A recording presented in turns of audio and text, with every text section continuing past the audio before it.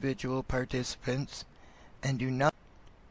The opinions expressed during this show are those of the individual participants and do not necessarily reflect those of their associated organizations or Lifestyle Radio. Good evening. I'm Coulter Wonkite. I'm already into the 420, damn it. So what are you doing? Nothing. Why not?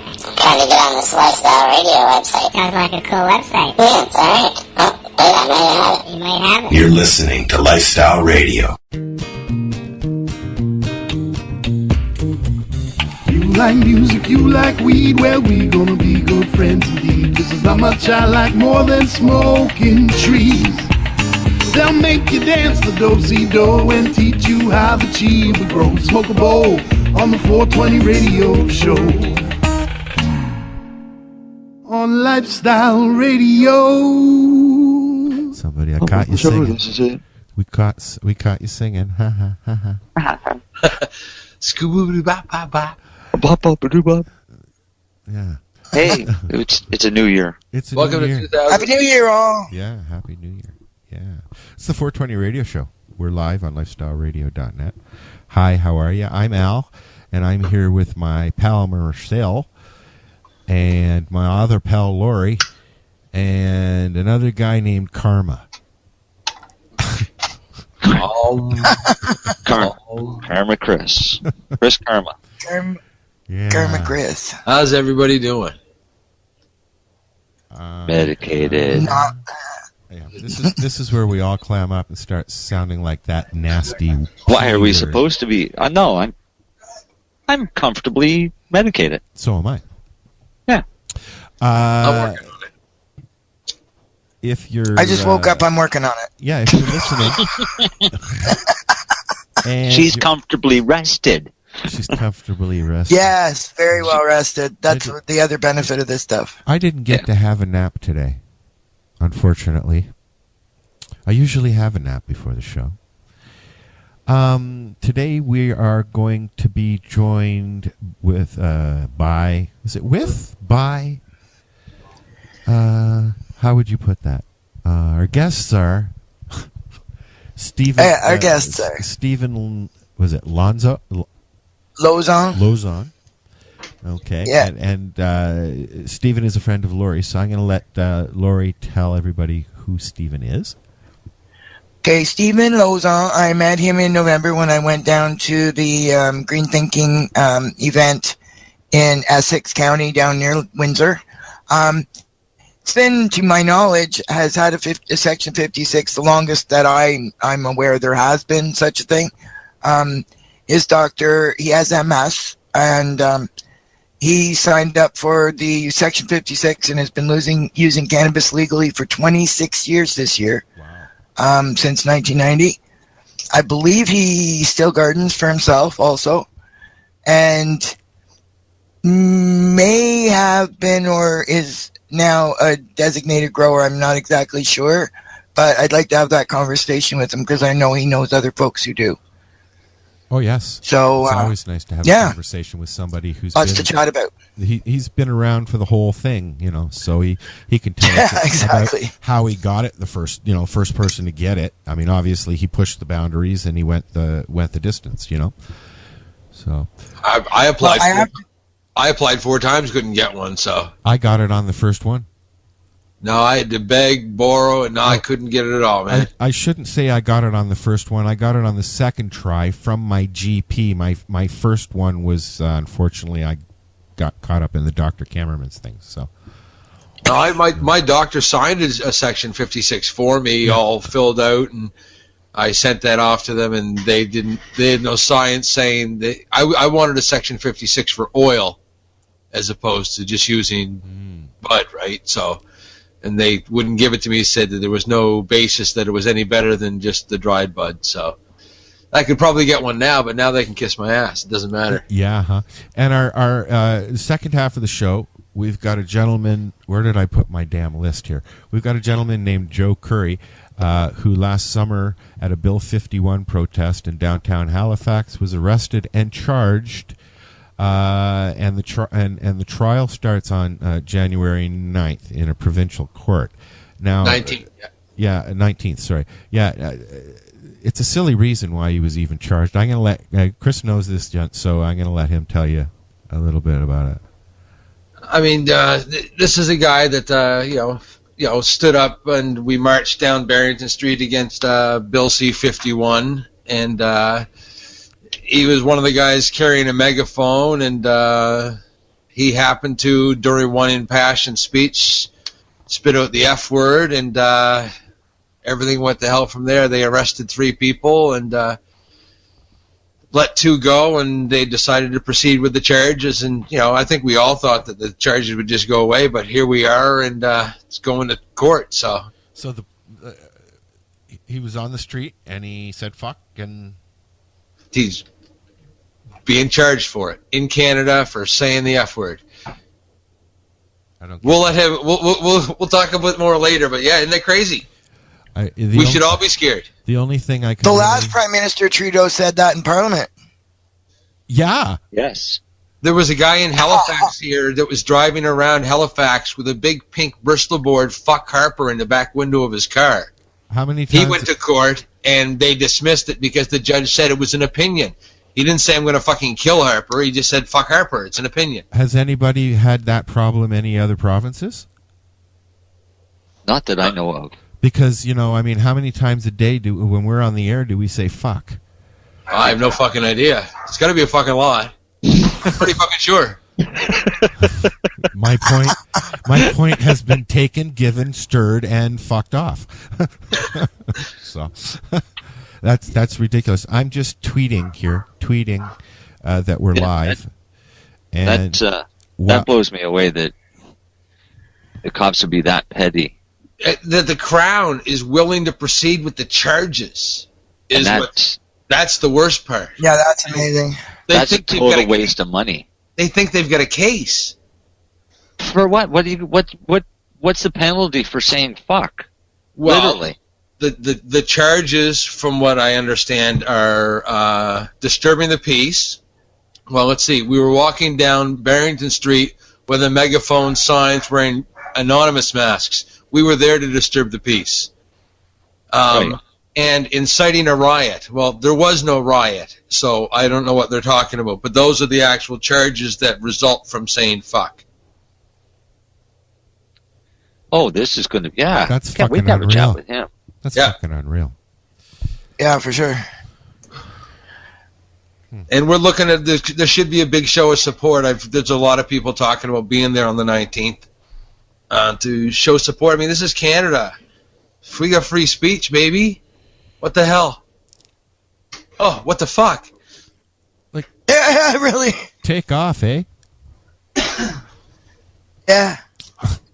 Could you imagine if Bob and Doug were allowed to swear? Oh, that would be so much. That would have been so much fun. You'd have the Trailer Park Boys. Yeah, I see they did something for our buddies at MFTA. Yeah, Marcel and I were just talking about that. That's cool. Yeah. So we're going to give our guest a call there? Yeah. We're going to take a break, and we're going to give our guest a call, and then we'll be back. It's the 420 Radio Show. Come on, and then lifestyleradio.net chat room. Say hello. I'm going to give him a car. You going to get the car? I'll take a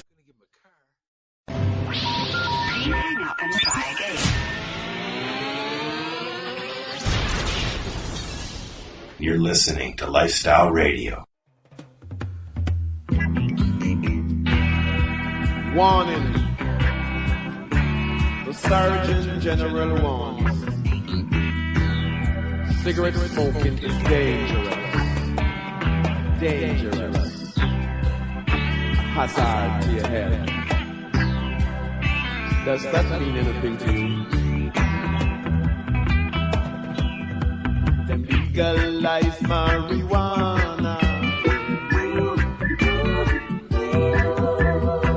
right here in Jamaica, yeah. Them say it cure glaucoma, yeah. I'm an the bush doctor, yeah.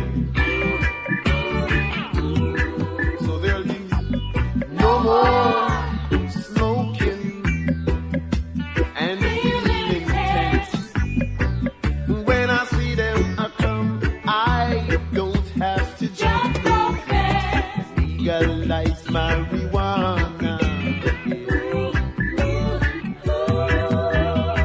Down here in Jamaica, only cure for asthma, yeah. I'm an active minister, yeah. So there'll be no more police brutality, no more disrespect for humanity. Legalize marijuana, yeah. Down here in Jamaica, yeah.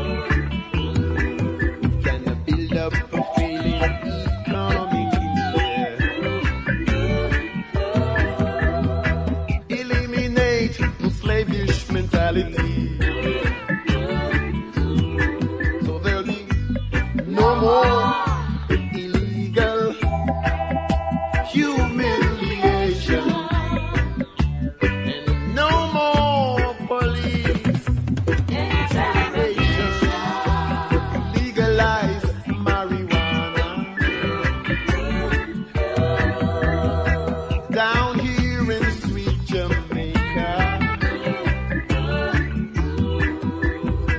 only cure for glaucoma. I'm an added bush doctor,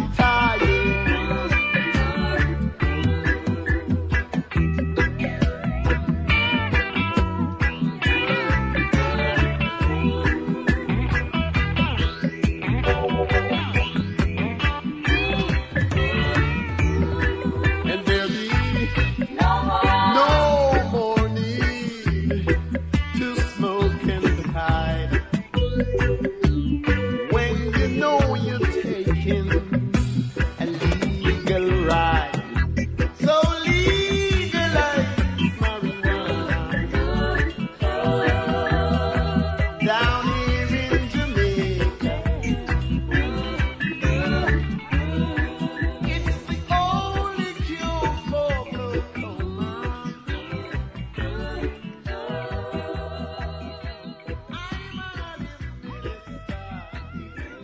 For many, the side effects of using prescription medication can be debilitating, and in some cases may even be worse than the disease being treated. When many of these medications are stopped, especially opiate narcotics like oxycodone, codeine, or morphine, some patients are forced to deal with the side effects of withdrawal. The symptoms of withdrawal may include anxiety, muscle spasticity, difficulty breathing, tremors, nausea, and a decrease in appetite.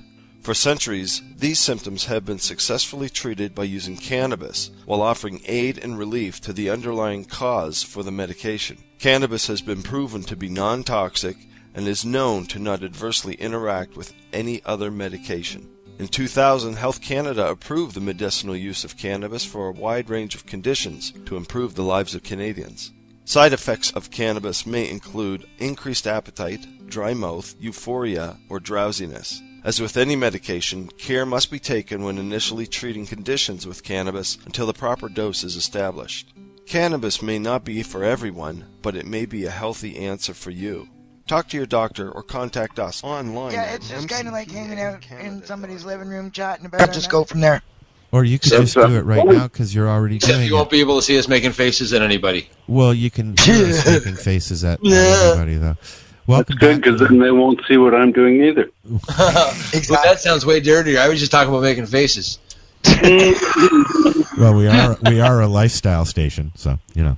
But anyways, it's the 420 Radio Show. We're live on lifestyleradio.net or .ca. Come on and say hi in the chat room. Hello, everybody in the chat room that's already there. And welcome, Stephen. Stephen is with us, and I'm going to let Stephen and Lori talk for a few minutes because they know each other and they know the story, and I'm sure the rest of us will jump in with questions and stuff, or disgust or something. I'd like to welcome Stephen to the show tonight. Steve Lozon is a fellow down in the Essex county, I guess, southwestern Ontario. I met him in November for the first time when I went to speak at the Green Thinking event. And to my knowledge, Stephen has had a Section 56, or as far as I know, he was the first person that I'm aware of to be legal to use cannabis as medicine in Canada. And can I just say, woo! Congratulations! And I can't wait for you to tell us all your story. Okay, I basically, in 90, I was in an accident that involved a snowmobile track hitting the back of my legs. I became paralyzed from the neck down, at what time they described me as having multiple sclerosis. Right away, I dealt with pain, and when I applied to get my Section 56, I was granted it first time. And at the time, I was given the choice. Did I want to grow my own medicine? How did I want to deal with it? And they gave me a license to grow and possess. At that time, I was one of the first 700 people in Canada. So they told me at the time.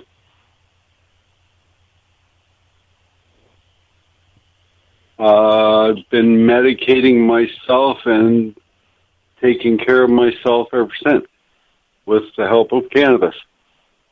Gotta love it. Been a long Amazing, road. isn't it? And you still garden for yourself, Stephen? Yes, I do. I had a strain that I kept for 21 years. I kept the original same strain. It was an unbelievable strain for pain relief and energy. There's a lot of help out there with the strains available. What was that strain called? Just for if anybody else can find it for themselves anyway. When I got the strain, I was given it from a friend. I was told it was Sweet Tooth. Oh, yeah, I had a little bit of that. The tightest bud I ever saw. Almost looked like hash. Very nice bud. Very, very energetic. That's awesome. Good stuff. Do you know what the ratios are? It's probably what helped me get moving as much as I needed to make me walk again and work again. You said that you had that strain for 21 years. Did you somehow lose it, or?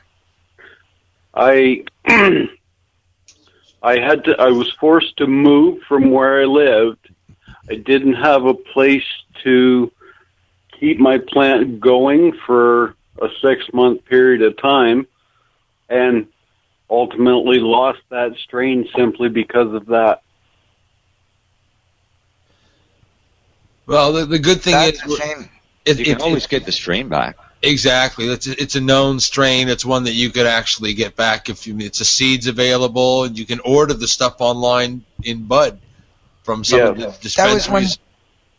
BC Bud Depot developed the strain. So one? Yeah. And what is that? A sativa, a hybrid? What is it? It's a hybrid sativa dominant. It's listed as an indica. Oh yeah,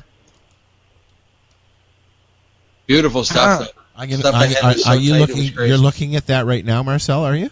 I'm looking at it on Leafly. Yeah, I was just going to go to Leafly, but then I dropped some weed on the floor, and I didn't want to do that. Oh, indica sorry, dominant cannabis. hybrid known for its quick flowering time and candy taste. Hardy plant, this strain can be grown outdoors where it can flower in under 7 weeks. I'd like to get some of those seeds myself. Me too. Yeah. I'm writing it down as we speak. Oh, sorry. You said you've been medicating for 26. Are you just smoking, or are you consuming it in other formats as well, or like what No, you got a regimen or what? I use a coconut oil infusion. Nice. And I also use in cookies, tinctures like that, right? Who doesn't like cookies, right? Oh, I like cookies too. Nothing beats a good vaporizer too, though. I'm sucking on mine right now. So, over the years, I'm curious to know, you've been there from the beginning till now. I mean, we're coming at a whole different time in the next. Anybody want to say? No, I don't want to say. It could be a while, but we're coming into a new thing. Really, the world is coming into a new thing. Is it something that you thought you'd ever see, or did you even care? You've got your medicine. That's really all that mattered. I guess I would have to say I cared in the way that I know what it did for me. Mm-hmm. There's a lot of people out there that could have used the same help. Yeah.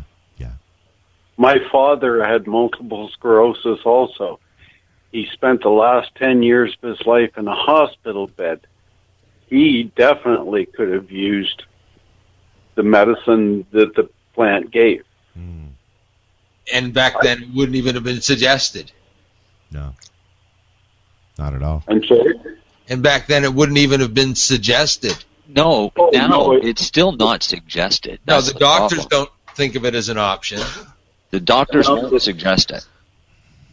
And the amazing thing to me is that in my history of dealing with all the things I've dealt with, on the opposite side of it, I would say that at one time, the pain specialists that I dealt with didn't believe in it either, and wouldn't sign my papers unless I took the steps that he required a person to take, which was Oxycontins, morphines, methadones, ended at the methadone.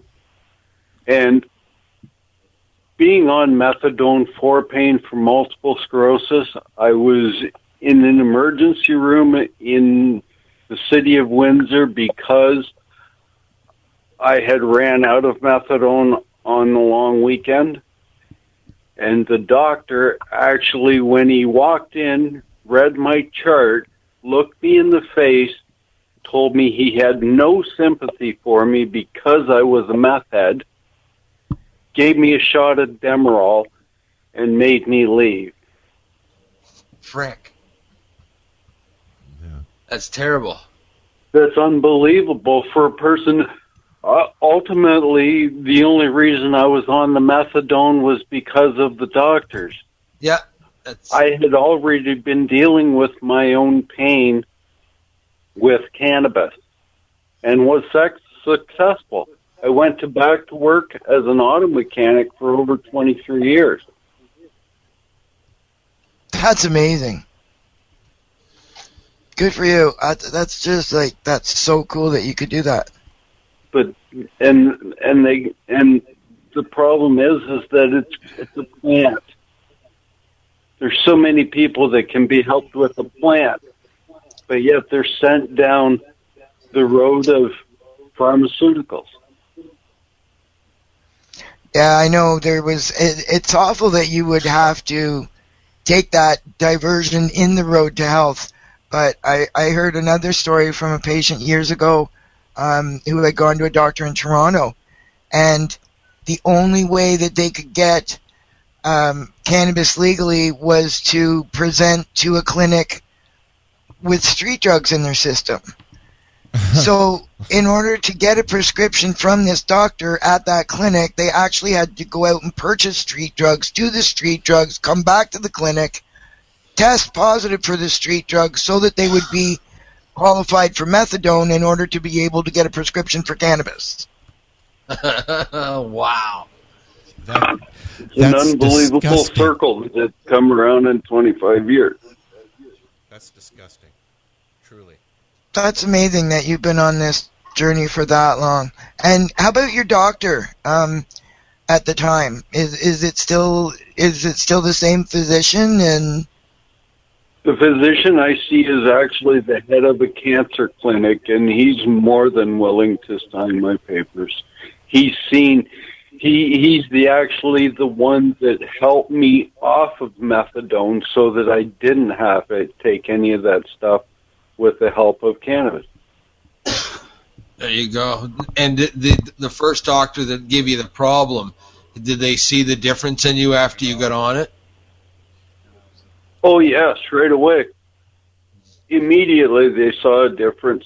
The original doctor that signed my papers retired a short time after he signed my papers, within a couple of years.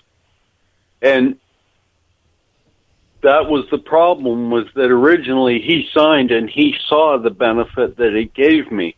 But then as his retirement came and it became my problem to get a new doctor to sign, the new ones don't believe till they see. So they want you to go through their steps first. Took me 20 years to find a doctor, okay, and probably went through 25 doctors doing it before I found a doctor. I mean, it's crazy. Most of them, once you ask them, they don't want to see you anymore because they don't want nothing to do with it. No, absolutely right. Or if you've got a doctor you've had for years, you're scared that he's going to kick you out the door and never want to see you again. Exactly, and then what are you left with, correct? The walk-in clinic, right? I've done that for years, too. Do they not even realize in 2016 now that that the possibility of losing what you have that allows you to use cannabis could be taken away from you? That the stress right there freaks me out more than anything, I think. I'm going to do it anyway. Well, the whole program, the stress involved with it from the beginning. Yeah, but that's what I'm getting at. I mean, like, it's so stressful. I've gotten to the point where I really just don't give a shit anymore. You know, whatever you want. Here's my wrists, or fuck off. I have to say, I almost, after all the years of counseling people, how to get legal, I almost feel sorry that I did. Because, like, either do it myself or counsel other people to do it. It's almost like, well, we did put a target on ourselves. Like,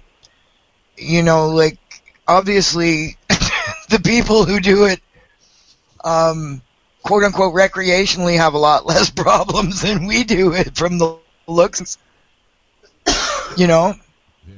Because, like, for every one of us busted, there should be 100 of them. Let's just put it that way. Oh, sure. There's by far more recreational users than there are users for health at this point. But a lot of that's changing now. There's a lot of awareness. Yeah, the legalization, when it finally comes, or just the talk of it coming, is going to normalize things a bit, and people are going to get that. Won't be all butthurt from. Yeah, people are still afraid. Yeah, you still get problems if you walk into some place smelling like cannabis. I mean, yeah. But bad body odor is all right, but cannabis is bad. You can reek like a wet cigarette, but if you smell like a skunk, get the hell out. Yeah, for sure. I have to say that I have family members that are afraid to use it because of for health reasons, for cancer reasons, but they're afraid to use it because of still the stigma with it. They're afraid to use it because of what other people will think of them? Yes. That's horrible. Sad. There's a lot of them out there like that. Oh, yeah. The stigma runs deep. People are afraid of what others might think about them, and they would rather suffer. And just the idea behind it. If I go to a store and I buy a pack of papers, a lot of times you get a smile from the person behind the cash going, "You have a good time." If I went to the drugstore to pick up a box of Gravol because I'm sick, are they going to do the same thing? Yeah, exactly. Really. Have a good time, and you enjoy those Gravol. It's not going to happen. Give it away.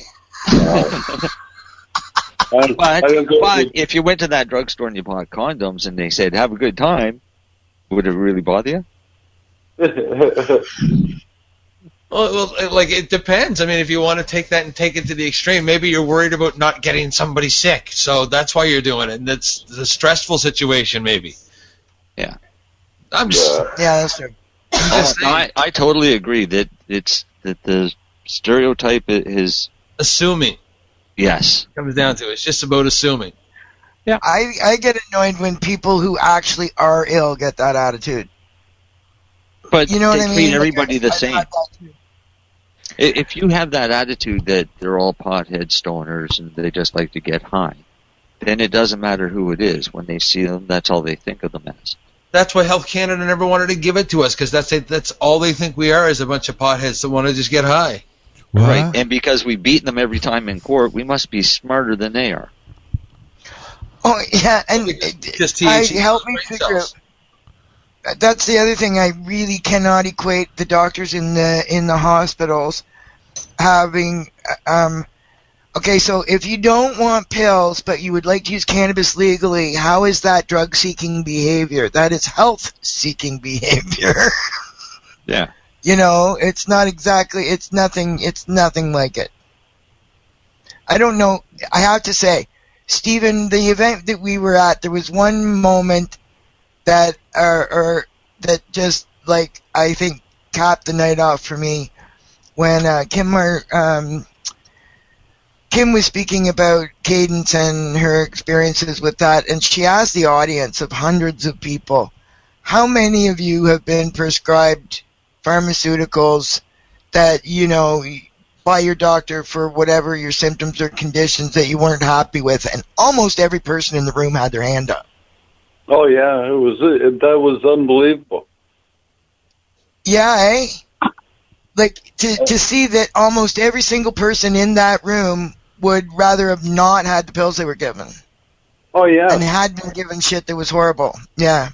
But didn't have a choice. Right. I told my new doctor flat out that I was the doctor said they should wanting take opiates at all. Well, like they used to say in the Health Canada documents, and like you had said there, your doctor made you take the methadone and the morphine and the oxys and everything else. And that's, well, the assumption a lot of people had, and the doctors made people jump through that hoop. But Health Canada had only actually said that you had to try or have discussed trying all other medicines, okay? But people mistook that, and they went and made people do it all. You had to. You have to try this before you can I wish I had a picture. There was a picture, a poster on his wall of the list of things he wanted me to go through before he would sign my papers. I wish I had a picture of it because it was a quite lengthy list. Wow. He retired. That doctor retired and became the dean of a college before he ever signed my papers, and I was 3/4 of the way through the list. So he was molding young minds. Yeah. Wow. Still is. Brainwashing future doctors. Yes. I know I'd be interested to know, there was a situation not long ago, or well, within the last few years, where the teaching university in Toronto, the pain management course was actually taught with textbooks printed up by the company that makes OxyContin. So I don't know if that's a situation that's been rectified, but yeah, that's where these doctors are coming from. That's the way they're taught to manage pain. Oh, look, these folks have a pill for that. There's got to be a pill that'll take care of what ails you. I have one. People want that too, though. But I have to make my own. Yeah, people want to just take a pill, and they don't want. Doctors don't ask you what your diet is anymore. They don't ask you, how much pop you drink or how much coffee you drink or anything like that. How many bags of how many chocolate bars you have before bed. They don't ask you any of that stuff. They just give you a pill. They just, what symptom do you have? Here, I'll give you this pill. Yeah. Well, do you know, when I was 18 years old, I went to a doctor, and we're talking like fucking near 40 years ago. I went to a doctor and said, I'm too fat, I want a 1,500 calorie a day diet, and he gave me speed pills. Yeah. When I was 18 years old. Wow. So, they've been doing it for at least that long to me. Like, oh yeah, I know nothing about nutrition, but here, I hear this pill will help. Yeah. I eat hot wings every night, and I get this indigestion, Doc. You getting some Zantac?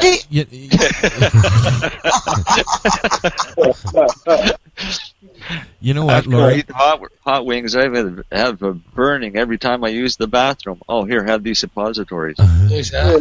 You know what, Lori? I just had that conversation where we were talking about how long, like what age did you start taking pills? I started at 5 years old taking Ritalin and Dexedrine. Oh my God. Okay, I'm 52 this year, so that's wow. You know, when I was 7, yeah, I would have been 7 or 8. You know, remember they used to do those stab your finger in the school and check your blood? Oh, yeah. I was anemic, so I ended up getting prescribed iron pills, and I had to take those for about a year or 2 years. And then once my iron levels were back to normal and everything, then I got to stop. I think Marcel's voice just went out. Oh, I'm still here. Sorry. There we go. Okay, we're back. I didn't think I was gone. No, for some reason everything just muted. Oh, really? Yeah. Oh, well then Moment of silence. I'll just leave that as it is. It was a periodic moment of silence, which we like to do here on the 420 radio show. It's the government. I just put it in the joint, internet. so maybe it was a result of that. It's time to light another one then. Yeah. Yeah, that's the pause. And now that we've paused, I think we're going to listen to some Bobby Fricks and his song 420 Loco. This is the 420 radio show. We're live on lifestyleradio.net. Come on in the chat room and say hello. And we'll be right back. Chat room and say hello. And we'll be right back.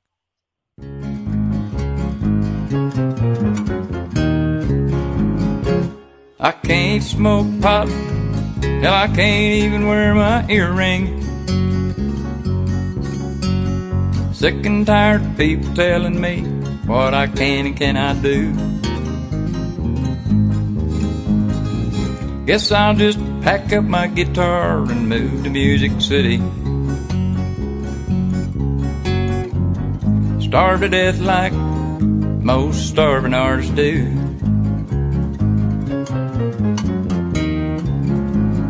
I can smoke all the pot that I want in my old 420 Loco. If I want, I can even wear an earring in my nose. No longer matters how I vote, or even if I want to. No longer matters how I wear my hair or my clothes.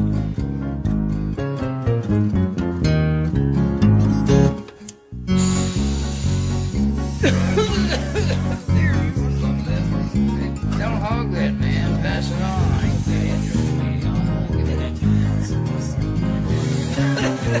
you wouldn't even talk about it. Hurry it up. Don't hog it.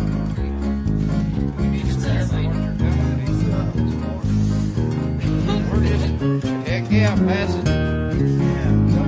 I can smoke all the pot that I want in my old 420 Loco. Willie Nelson would kick your ass for smoking that much. If I want, I can even wear an earring in my nose. Don't both are. Pass it on, pass it on. No longer matters how I vote, or even if I want to. No longer matters how I wear my hair or my clothes.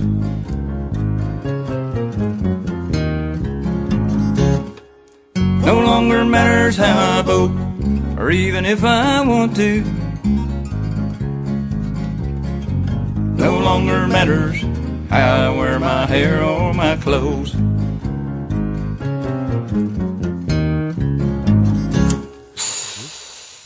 Yeah. Okay. Yeah.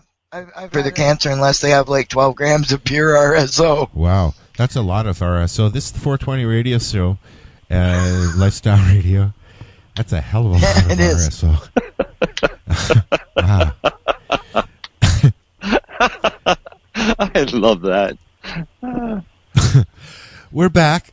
We're back. I love when we come surprise, back. We're back. There was a conversation going on, but surprise, we're back. Yeah. Surprise, we're back. Yeah.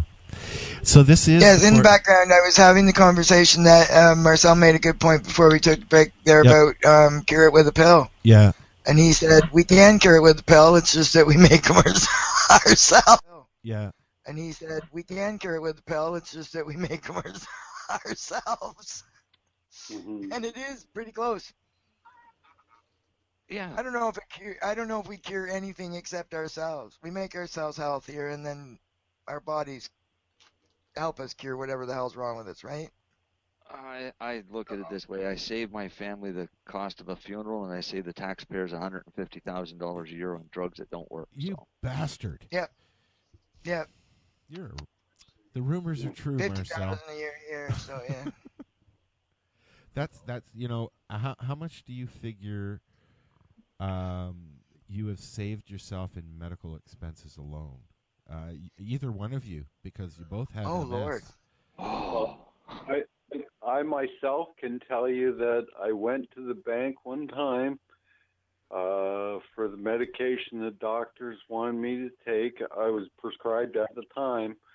I borrowed $8,000 for 3 months of medication that took me 3 years to pay for. Now they'll let you go. Oh my God! They'll let you go into a bank and get a loan for medication. But if you went into a bank and said, I need some money so that I can get some cannabis to make some oil, and this is the price, they would laugh at you. Oh, they'd laugh. Wow. That. Oh my. A bunch of really, really experienced folks on tonight. I have a question for you guys. Stephen, Marcel, and Chris. I have seen recently the mother of, it's Liam McKnight.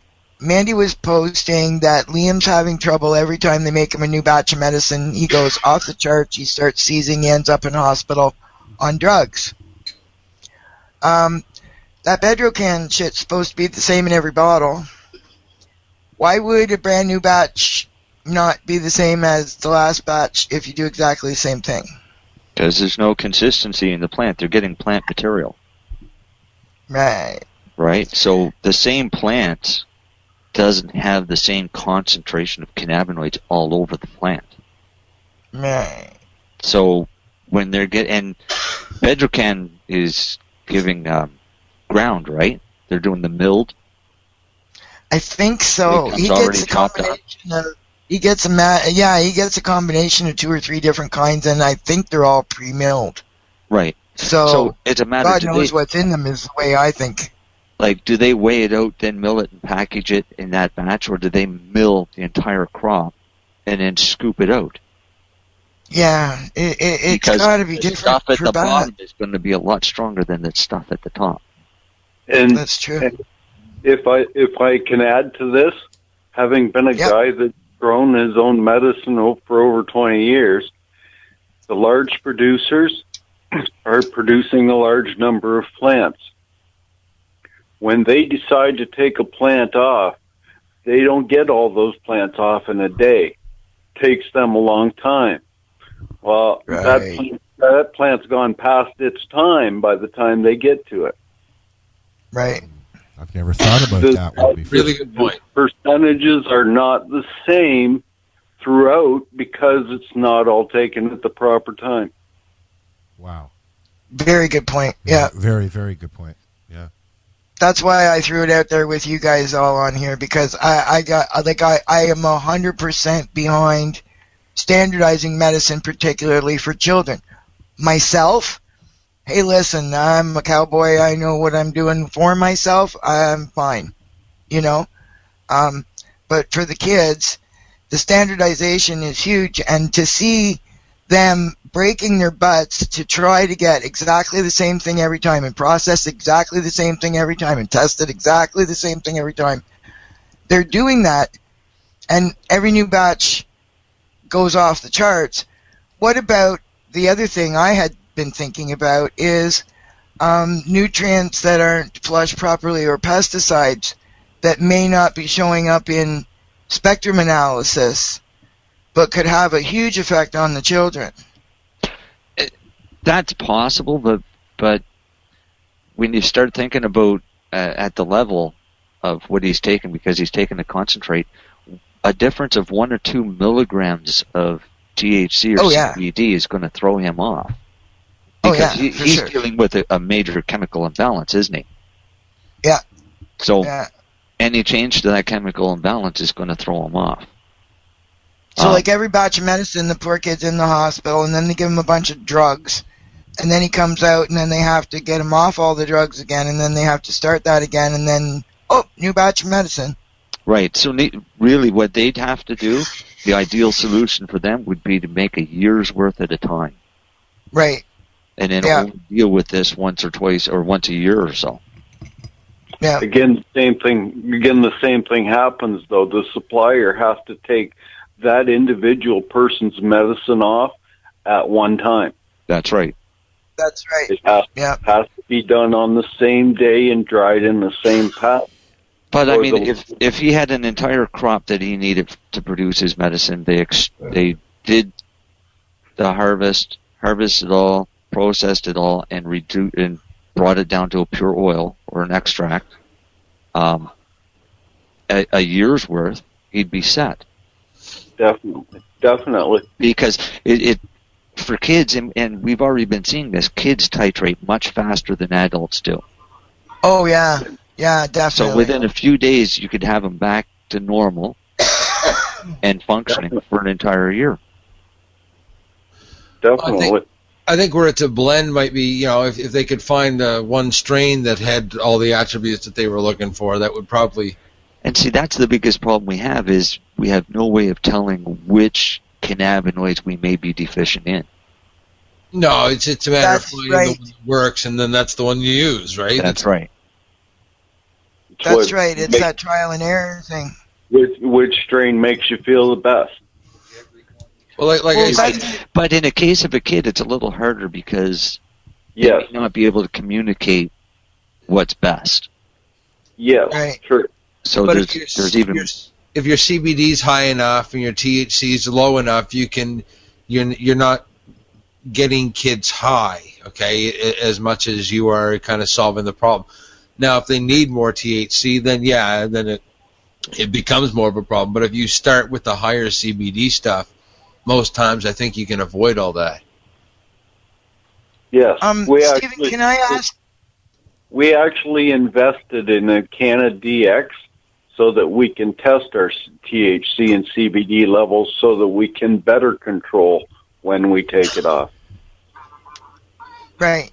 I was just about to ask you, I think I was telling the guys about the strain I saw when I was down visiting you folks, that had come up at a 1-to-1 ratio.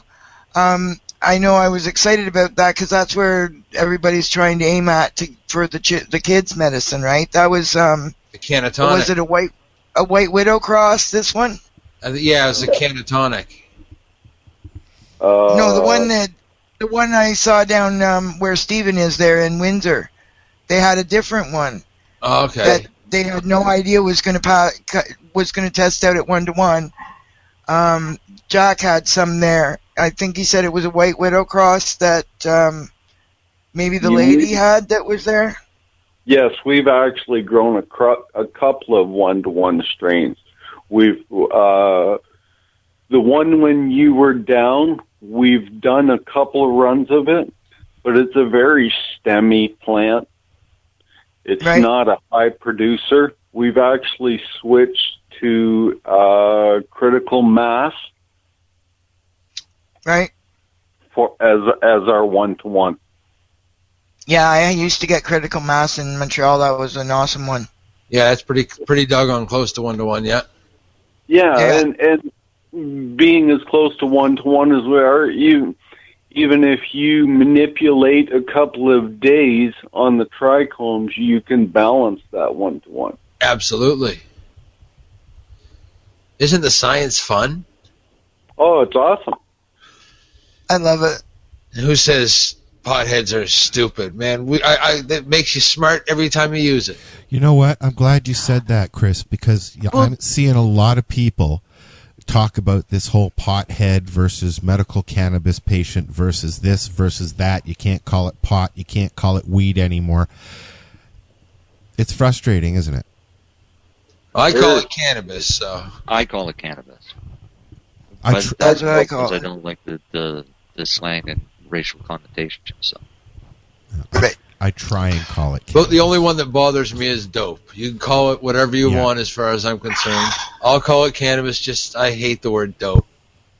I most commonly call it marijuana just because you most commonly see it written that way. Yeah, but marijuana is supposed to be like the N-word because that's the one that they made to make it bad, right? So. True. I mean, but I've liked words like ganja and grass and reefer. What's wrong with using that stuff? Chris, explain to everybody exactly. It's a good point. Explain exactly what the connotation is of the word marijuana, because not many people know. Racial. Well, yeah, it's a racial slur. It was always cannabis. It's been cannabis forever. The word marijuana didn't exist. And then his name was Randall Hearst, was it? He's the guy that owned the newspapers and a bunch of Hearst and DuPont. Hearst and DuPont got into it, but to get the doctors on board, they couldn't use cannabis. They couldn't say the word cannabis. Yeah, because everybody knew that cannabis was good. Right, so they come up with marijuana. They called it marijuana, and they put Currie it to... Anslinger, actually, the name Anslinger, that's the guy. Yeah, the name marijuana came from the, what's her name? Eileen, I'm trying to remember. It was a fiction. Oh, Emily Murphy? Out of Edmonton. She was Emily Murphy, yeah, she was a justice, first Supreme Court Justice of Canada that was a woman. She wrote a bunch of fictional articles. They took the information that she wrote and used that as the ploy to get this started. Harry Anslinger took marijuana and gave it the racial connotations to convince the church-going people how bad this actually was by making white women want to have sexual relations with black men. Exactly. And jazz musicians. Yeah, exactly. Yeah, heaven forbid a jazz musician. So marijuana isn't cannabis. It's a made-up thing that was intended to scare people and pass the laws that put us in the position that we're in now. So it's a bad word. It is. Period. It's just a bad word. Actually, I read the Black Candle from 1923 of Emily, or 1921, whatever it was, Emily Murphy's book there. And that, can I just say, that is the first evidence I have ever seen of the term the drug war. And it was started in Vancouver. Yeah. Just so you know. All that crap started up here. Your description of the word marijuana, the way you said it was to give you the illusion of, no, you shouldn't do. Isn't that about pretty much the same as how Prohibition came along? That's exactly that's how it started. Yeah, they made it look bad. That was their intention, is just to make it look bad so that we wouldn't do it. But that's why they had to make up a new word for it, because everybody knew that cannabis was good. You couldn't say cannabis was bad. People already knew that it was a lie. So the doctors, the American Medical Association or whatever association of physicians was in at the time in the States. They didn't have any idea that they were doing that to cannabis, because that's not, they made marijuana illegal, not cannabis. They hadn't even seen marijuana yet. They just were told that it was this dangerous scourge that was ruining people's lives. So they went, "Oh, we better ban that." Well, that's how they got the AMA on board. Right. Yeah. Because they had never seen it. They didn't realize it was the same thing. Yeah, exactly. Amazing how we could be led astray, eh? We have a question from the chat room for our guest. Okay. Shoot. And Guy would like to know, what are all the different ways that you medicate? Stephen? And I'm sorry? Please add also, he'd like to know the different ways that you medicate, and because he's not interested in smoking. So he wants to know other ways that he can medicate and how you do that. We use coconut oil, infusion, baked goods, cookies, brownies. We use the coconut oil based extraction to make most of our cookies instead of the butter. Works very well. You get it in you very well. Yeah, I made brownies with coconut oil, and it's way better than using anything else. Oh, yeah, for sure. I myself take coconut oil in capsule forms. Yeah. Because it's easy to get in you, there's no flavor. I have. And that same thing that you're putting into your capsule with your cannabis oil and your coconut oil, you can take that and spread that on your skin. You can turn it around and stick it up your bum. You can do whatever you want to with it. You can't lose. The coconut oil extraction, I use that it's rubbed on me from the waist up to my neck, front and back every day. Yeah, I mean, it works amazing to relieve pain like that. Yeah. That was funny when you said that in your speech about being buttered from the waist up in coconut and cannabis oil every day. But yeah, I look like a Christmas turkey all the time. There you go. Somebody baste me. Turn me over and baste me. That side's done. Roll it over. Yeah. I think we all do that, eh? Like I the balm on the skin and oil mixed with some carrier oil, whether it's coconut or hemp seed or something else, ingested and put in baked goods. And I'm a big one for glycerin suspension. I have a eyedropper bottle in my purse, and when I'm out shopping, if it gets bad, I just take out the bottle, eyedropper under the tongue, put the bottle back in my purse, and I go on through Walmart. Nobody knows any different. Yes. And that stuff, you can put it in your coffee, your tea, under your tongue. You can rub it on your skin. You can put it in your e-cig. And, Stephen, I'm still not smoking cigarettes, dude. Beautiful. I quit when I was down and met you, and I've been putting my glycerin in this e-cig, and yeah, no tobacco. Beautiful. That's awesome to hear. Yeah, it's 43 years I smoked tobacco. Your e-cig will burn off just a pure glycerin tincture? Yeah. Marcel, I see a lot of them say that to use propylene glycol in it. Yeah, no. This one is just pure glycerin, infused glycerin that I do in the oven. And it's awesome. It's I'll give a little plug here. I haven't said anything till now, but Vapes and Papes is operated by a friend of ours on Facebook. And a while back, somebody won a vape kit and paid the extra money to have it donated to an activist.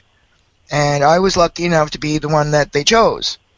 So I got a really cool battery with a bubbler and a bunch of different burners. I don't even know what they're called. Another thing for a bong, but I don't bong.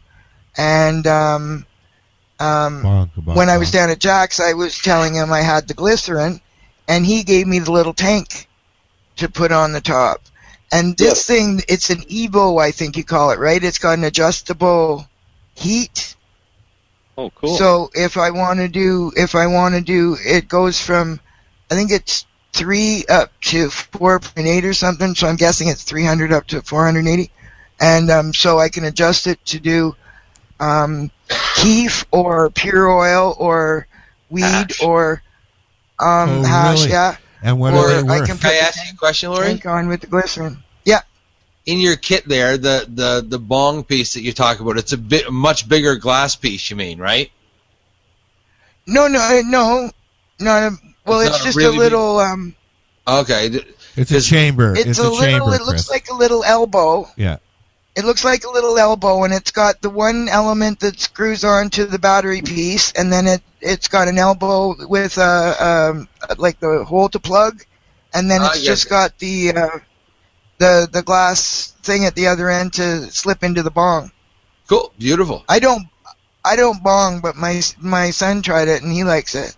There you go. And now, what are those worth, Lori? Sorry? What are they worth? I myself recommend the Vape Air. I think the thing's awesome. Yeah. What are they worth, Lori? Temperature adjustable. I'm not sure what this kit was worth, Al. I was looking at their website, and each piece that I got is individually priced. Oh, okay. So, like, the bottom part was so much money.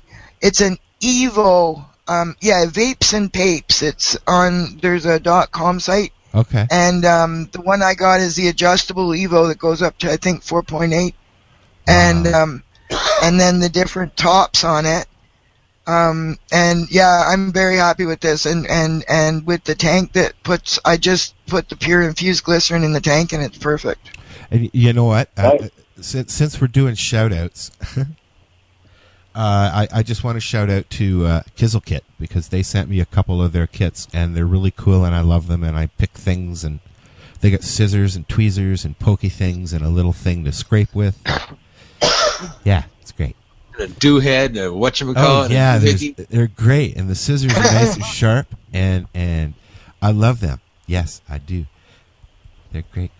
Yeah, well, I never had I went and bought one of those, like, $30 e-cig things, thinking I was going to quit smoking once. Yep. And the battery pack was so cheap that, like, the wires broke in it, and I just never replaced it. Yeah. And then when he gave me this, and I was down at Jack's, I said, I want that to be my last cigarette, and I had my glycerin I was taking. Well, he says, put it in this tank and stick it on that vaporizer, and I was done. There you go. Yeah. Right on. Jack's good for that stuff. He knows that. That's the one thing I can't believe that I quit smoking cigarettes after 40-some years, man. Oh yeah, beautiful. People around me are saying they thought I'd never happen. I used cannabis to quit smoking cigarettes. I quit smoking about 11 years ago now. It's been 3 and almost Good for you. 4 for me. 2 packs a day, man. Oh. Yeah. Chain smoking. Isn't that wild, eh? Yeah, I quit pills, I quit drinking, I quit tobacco. I just smoked a joint every time I wanted a cigarette. I smoked a joint. I was so high, I was going, but I don't want to smoke another joint. Exactly. So that's when you go for the popcorn. Right? Or the licorice. That's where I'm finding this e-cig working really good. I'm that extra little thing. I'm looking for one, and we're actually going to start doing. Hopefully, going to find some people that want to have us do reviews and stuff, because who better to review than patients with a microphone, right? Well, yeah. Patient with a microphone with a big mouth. Yeah, but we're thinking about changing the lineup, Marcel. Oh, do you want to talk anymore? It's going to be awful quiet without you talking, Al. Yeah, I'm going to go behind the scenes. So yeah, let me tell you guys about this Kizzle Kit, because I opened up, and I really think that the names they have for these kits, or each tool, is kind of cool. They sent me a Gizmos by Kizzle Kit, and what it's got is a pokey. Okay, pokey. You can poke things. It's like a little arrowhead thingy, and then you have like a tooth kind of scraper thingy, looks like. And then it's got a tool for scooping out kife, which is that's always useful. That's called a shovel. A shovel, but it's called a jammy. Right? And then they got the snippy, because people like to get snippy. a jammy and a snippy. Yep. And then they have the Wheezy. The Wheezy, they're great little roach clip picky uppy thingies. Tweezers. It's called a Wheezy. And you can find them at kizzlekit.com. Anyways, they also have a Kismet, which is an actual kit that you can buy. You buy the whole set of the tools. Yeah. Kind of cool. Well, no, you can get them individually as well. Oh, yeah. Yeah. I saw that. But I saw the kits, and the kit would make a nice little gift for somebody. Yeah, and in fact, they sent me 2 kits. I kept one for here for the studio, and I gifted one to a patient, and she loves it. So, and you know what? On that note, it is 8:00, and we have another guest coming up, and you're more than welcome to stay, Stephen, but we have to take a break and switch seats and scratch and all that stuff. Thank you very much for joining us. Would you like to stick around, or? I'm actually going to go. It was awesome to join you. Nice to meet you. Yes, thank you for being here. By all means, we'll talk again soon. All right, take care. Yeah, thanks for joining us, Steve. Thank you very much, and yeah, we'll talk soon. And nice to talk to you, Larry. We will. Take care, man. We'll be right back with what's his name again, Chris? Chris is gone. It's Joe. I think Chris stepped away for a moment. Joe. Chris stepped away, but it's Joe. Yes. Oh, okay. So Joe will be here with us, and he's about to go into a court case in Halifax for saying the word that this guy here is going to say, I don't know how many times. Maybe you can count it and tell us how many times the guy says fuck in this song. And we'll be right back. Tell us how many times the guy says fuck in this song. And we'll be right back.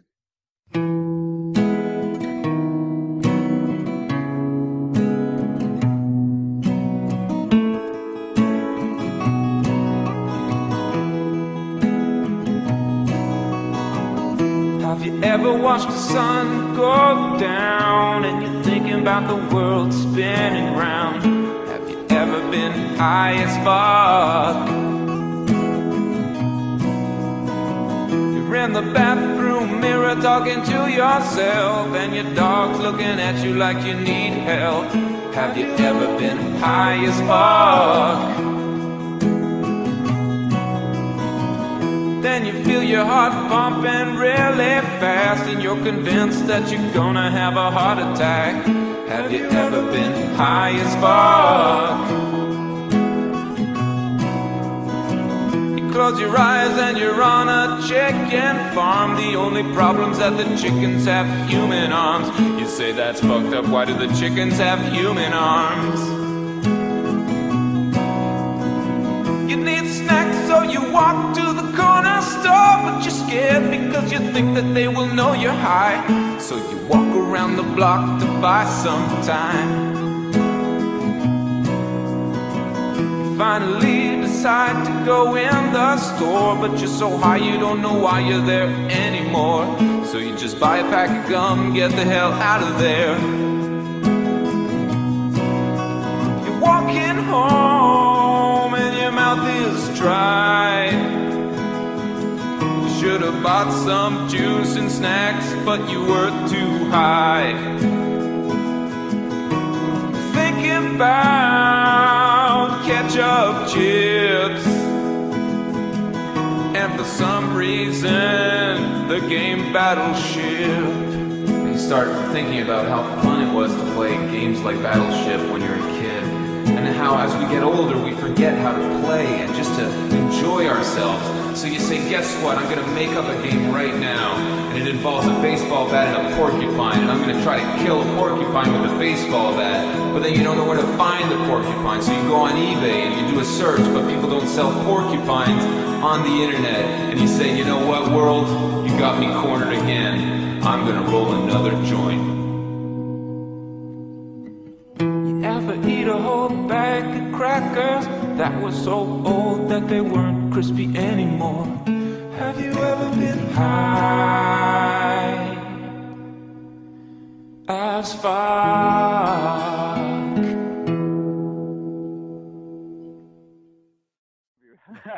Yeah, which is going to start like right now. So, hi, Joe. How are you? We're about to go live right now. We are now. Sure, brother. Let's do it. And that is Joe. And this is the 420 Radio Show. We are live on Lifestyle Radio. Hi, Joe. How are you? Good, brother. How are you? Not too bad. So, what the fuck is going on? What the fuck is going on? Oh, well, I'm actually just got in the door and I'm about to friggin' blaze a bowl here and chat with you guys.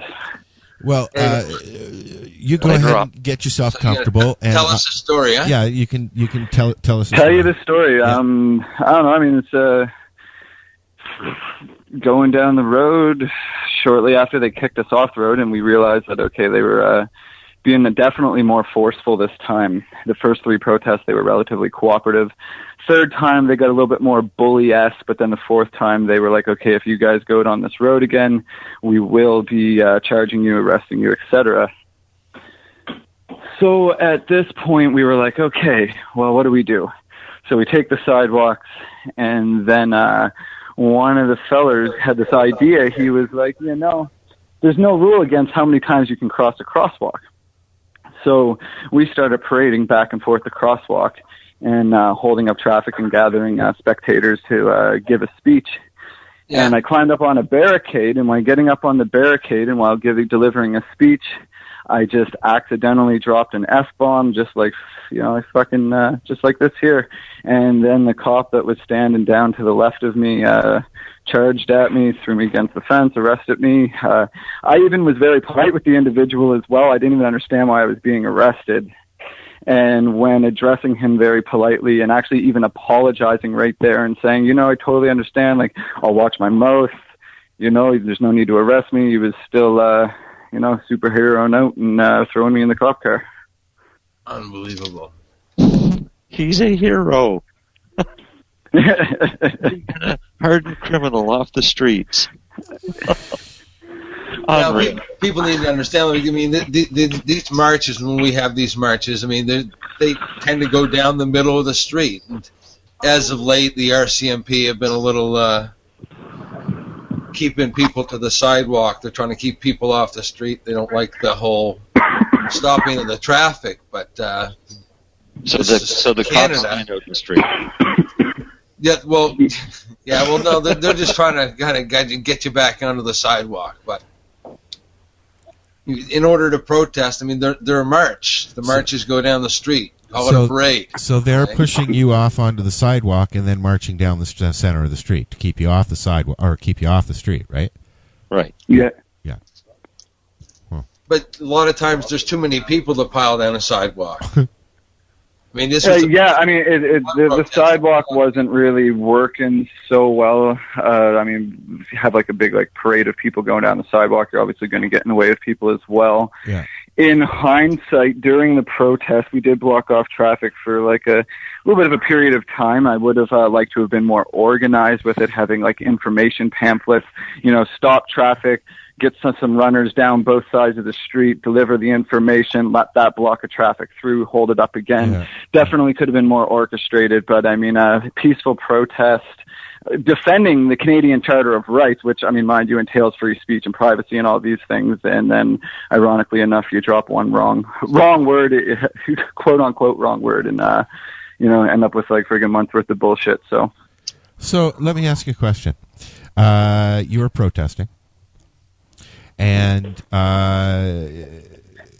it kind of worked for you, though, didn't it? You were heard. Yeah, when you look at it like that, it definitely raised up a lot of awareness regarding the issue and has grabbed a lot of attention. On the flip side of that, it's kind of taking one for the team per se, because on the flip side of it, I've been kind of reluctant to do a whole lot since then. Yeah. It truthfully out of a result of a little bit of fear. I mean, given the fact that these lovely individuals we got who are supposed to be protecting our rights and freedoms are getting away with cold-blooded murder and rape and God knows what else, it's it's a little worrisome sometimes when your name becomes public for somebody who stands up for what's actually right. So where do things stand now? You're going into court and you have been charged with what? So can you say that again there? What exactly have you been charged, and where do things stand right now? The name of the charge is, the name on the paper is that he's been charged with causing a public disturbance by saying fuck. By swearing, that's right. Causing a public disturbance by swearing is the listing of the charge. And basically, I've been just awaiting that. It's I know on the Facebook page there it says the 19th, but it may be the 16th. So I'm going to have to confirm that on Monday. Yeah, you wouldn't want to miss that one, eh? Don't miss that one. Yeah, make sure. There's a lot of people coming, brother. There's going to be a lot of people there. Yeah. Where's Joe? So if you had yelled out onions instead of fuck, then you wouldn't have been charged. And I guess not. And that was definitely the motivating force for him to come after me, because up to that point, he was just standing there very attentively listening. And I was feeling it because intuitively I could feel that I was like, oh, this guy's just waiting. You know, this guy's just waiting for the wrong thing. And then the F-bomb dropped out, and then the guy to the right of me, he goes, look out, he's coming for you. And I was like, what do you mean? And I look over, and buddy's just freaking grabbing me and taking me into the fence, and I was like, you're kidding me. That's great. I mean, like we said, it was just fuck. It wasn't fuck you, get fucked, go fuck yourself, nothing like that. Nothing like this. I wouldn't pull that anyways, because given the fact that you got to try to go around these like white collar conservatives' egos, and so that you can kind of like get to them on their level, I'm not going to go out there and drop F-bombs and be like fuck this and fuck that. I'm very mindful of this, so no, definitely not in this manner. Well, but it's in the dictionary, okay? It's in the dictionary. Okay? Yeah. So like, people can't be getting upset about it. There was a guy driving around Halifax with a big piece of pink Bristol board in the back window of his car that said "fuck Harper." They charged him. He went to court. He won because the judge said it was just an opinion. He's entitled to his opinion. Yeah. Freedom of expression, right? It wasn't a threat. So and like you didn't say it was a threat. So I don't understand how the Crown is even proceeding with the charges against you. I don't know what case they think that they possibly have. I mean, we were under. It's pretty sticky. Sorry. I was going to say it is actually a pretty sticky area. If you look up the criminal code 175 of causing a public disturbance, and what they can get you for under that, there's a lot of gray areas in there where like.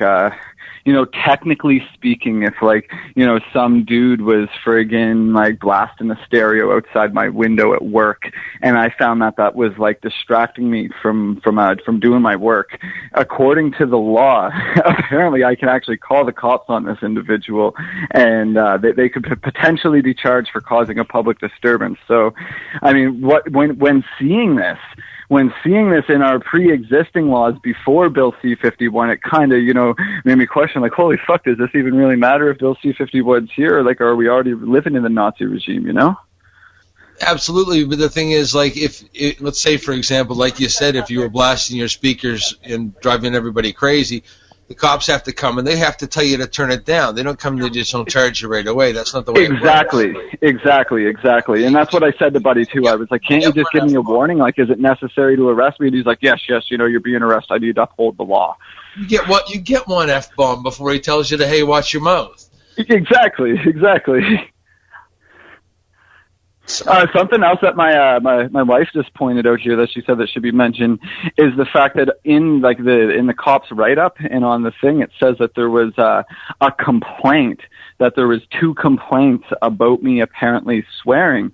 Now, this seems to any observer who was there to be nonsense, because of the fact that this police officer came and was out of his vehicle talking to the security guards across the street, and then walking over and standing kind of by me where I was standing on the barricade, and then heard me drop the F-bomb and then came over and arrested me.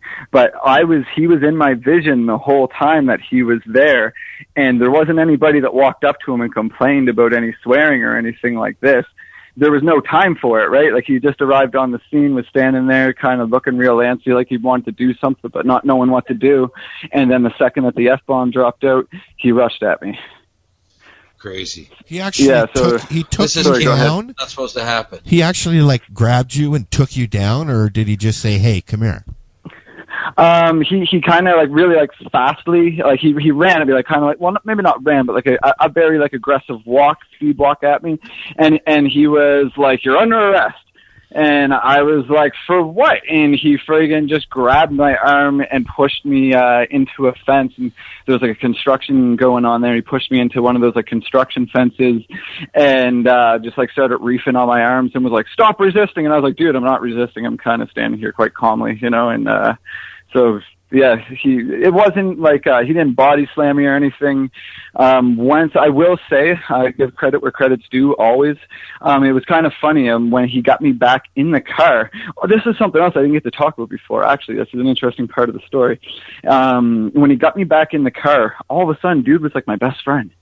He was being very, very polite and very sincere, really nice with me. Probably, I think, you know, they probably got cameras in the car and wanted to play the role. When he gets me back to the shop, though, when our eyes met for the first time, it was really weird. It was like almost like something hit him real hard, and he didn't like what he was doing. I could see it in his face that he wasn't comfortable with this situation and kind of recognized how fucking ridiculous it was.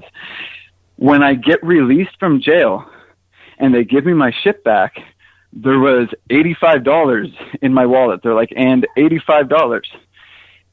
I'm 99.9% confident that I did not have $85 in my pocket going in there.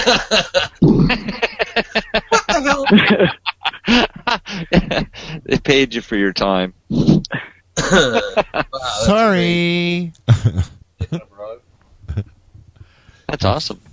Yeah, I mean, I was happy nonetheless, but there's been like a suspicion that perhaps like it was almost like a story about this. I've had other friends have things like this happen to. So it's my kid. One sec.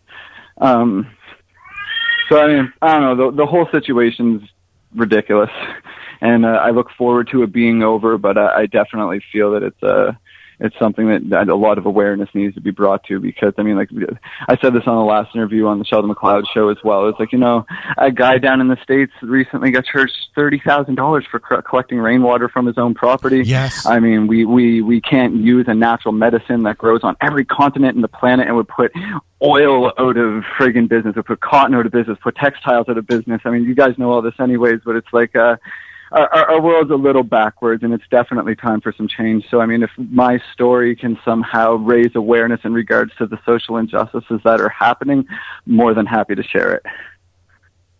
We're happy to have you share it. Absolutely. I really... Yes, definitely. And make sure you get that date figured out, because, like I said, there's going to be a pile of people upset if we get the date, man. Yeah, no, we'll have that corrected on Monday for sure. Awesome. That's good. That's good. No, it's really something that's incredible. I mean, like you said, to stand up for against Bill C-51 to protect our rights, and then the freedom of speech is taken away as you're being charged for saying the F word. I mean, it's just absolutely insane. And then the hypocrisy that exists within that, you know? I mean, like, what do we got on MTV? What do we got, like, on the freaking Cosmopolitan magazines at the grocery store? Like, you know, what are your children listening to and stuff, you know? What do we got on cartoons like South Park? Yeah, exactly. Yeah, green bottle. Oh, the green bottle. The green bottle. That's the good bottle. That's so, listen, guys. We were talking about marijuana for trauma. They've got a new. Was it a commercial, Marcel? Yeah, a PSA, I guess. A PSA. Okay. Well, I've got that loaded up. We're going to listen to that. I'll just ask you guys to mute your mics. Then we're going to listen to some Chief Greenbud. You're more than welcome to stick around, Joe. We're going to take a little break, and you can go and look after your kid for a minute. Sure. And it's the 420 radio show. Wah! Yeah, let's all scream like a baby. And we'll be right back. So you said you want me to hit mute on my phone? Yeah, one sec. We're going to listen to this PSA, and yeah, if everybody can just... I'll mute everybody. Yeah, let me see here. Can I mute everybody? How about everybody just stop talking? Sure. And then I can't guarantee my kid's going to stop talking, okay. So I will hit mute. We'll be right back. Hey, what's going on there, Petawawa? Bubbles here. Do I say it now? Yes. I'm Ricky. And I'm Julian. And congratulations to Marijuana for Trauma for opening their fucking location in Petawawa. Awesome. Yes, sir. You'll be able to get all your weed needs, huh? And also Chris Dupay. Nice going, buddy. Good on you, bud. You did a great job. It's Dupay. He's like the French pisser, maybe. Dupy. All right, the French pisser. Congratulations. You guys are doing great work out there. Great fucking cause. You two are fucked. Go, you fucking do it yourself then. Cheers. You're not getting the last word. Would you fucking the last word? Watch what you're doing, man. Did we fuck it up? No. Yes, it's completely fucked now. Great cause, great things you guys are doing with the marijuana. That's what I say. Cheers. No, me. It's pretty good.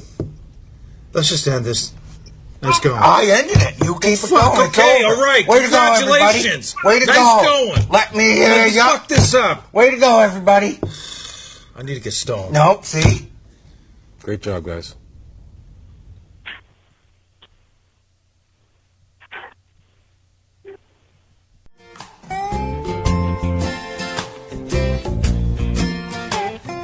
Work and hard are four-letter words. Rising early is for the birds. I've got a good job that keeps my vision blurred. I'm really good at selling weed. I won't flip burgers, I won't park cars. Hell, walking to the corner is walking too far. I'm sitting right here smoking a big cigar. I'm really good at selling weed. I never leave the house, I never leave my couch. People come and see me. Knock on the back door, got what you're looking for. It's the chronic you need.